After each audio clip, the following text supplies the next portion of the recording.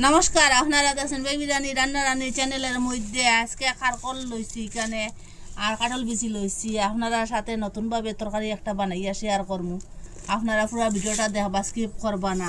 কীরকম বানাই দেখতে থাকুন। প্রথমে দাঁড় সাহায্যে অর্ধেক করিয়া কাঁঠাল বিচিটার অর্ধেক ওরকম চিটকাটা পরিষ্কার করবো। দেখুন,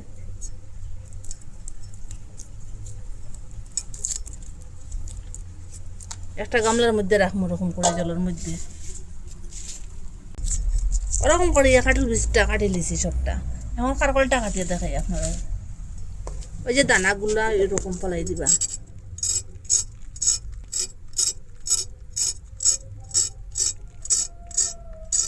ওরকম 3 পিস করব,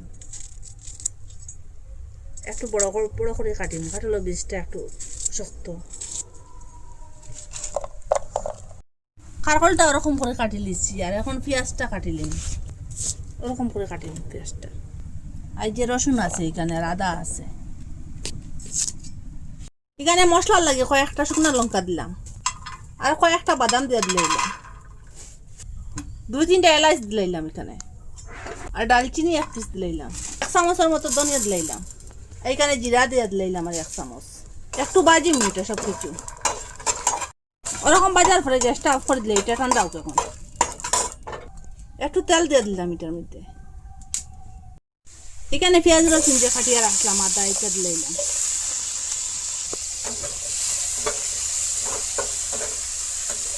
একটু সময় এটা বাজি, কারি পাত্তা দিলাম এখানে, একসঙ্গে ভাজা হয়ে যাবে। এটা একটু নরম হইব।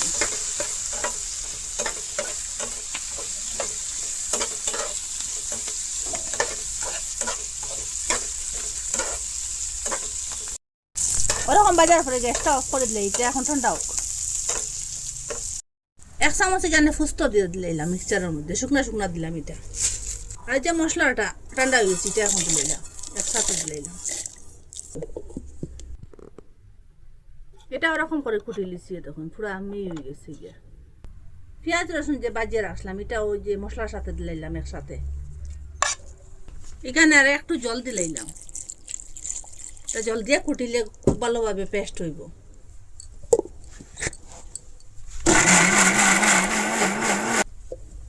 ওরকম করে কুটি লিছি। দেখুন পুরা পেস্ট হয়ে গেছে গিয়া, পুরা মিহি হয়ে গেছে। দেখুন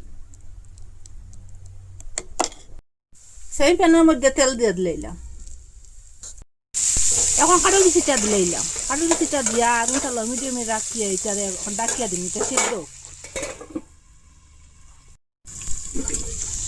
কাঁঠাল বিচিটা ওরকম বাজার পরে এখন যে খারকল কাটিয়ে রাখলাম, খারকলটা দিলাম একসাথে।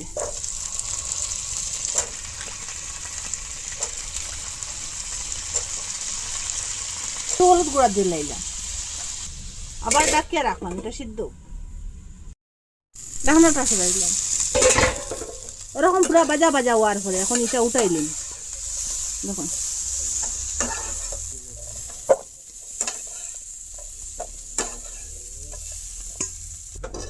সেম প্যানের মধ্যে তেল দিয়ে দিলাম। 1 চামচ পাঁচফোড়ন দিলাম, তেজপাতা দিলাম,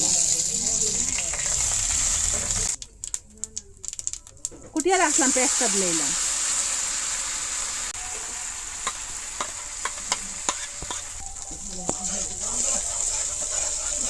ওরকম করিয়া লাড়িয়ে একটু সাতলাই। আগে বাজার মধ্যে হলুদ গুঁড়া দিছি, কম দিয়ে দিলাম হলুদ গুঁড়া। আর যে মরিচ গুঁড়া দিলাম। আর এখানে ধনিয়া ডালচিনির গুঁড়া আছে আর জিরা গুঁড়া আছে দিলাম। ওরকম কষানোর পরে ওই যে কাঁঠাল বিচি আর কারকল বাজিয়ে রাখলাম এটা দিলাম।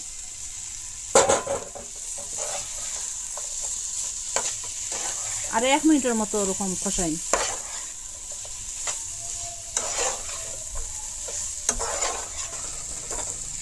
ওরকম আর 1 মিনিটের মতো কষাইছি। এরপরে যে মিক্সারের গটিটা দিয়ে একটু জল দিয়ে দিলাম। আর একটু জল দিয়ে দিব, কাঁঠাল বিচিটা একটু সিদ্ধ হইব।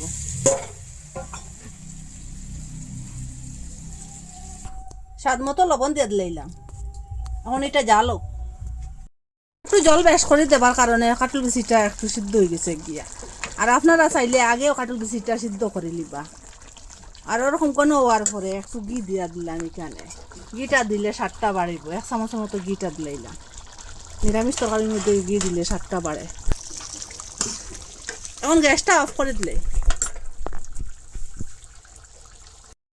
আপনারা তো কত কিছু তরকারি বানাইয়া খাইছেন, ওরকম কাঁঠালের বিচি দিয়া কারকল দিয়া ফুস্ত দি বানাইয়া খাইবা, এত স্বাদ, একবার খাইলে বারবার খাইবা, চেটে ফেটে খাইবা, এক গ্লাস ভাত আরো বেশ খাইবা, এত স্বাদ কি বলবো। আপনারা মিস করবা না কাঁঠালের বিচ আর কারকল থাকতে থাকতে ওরকম বানাইয়া খাইবা।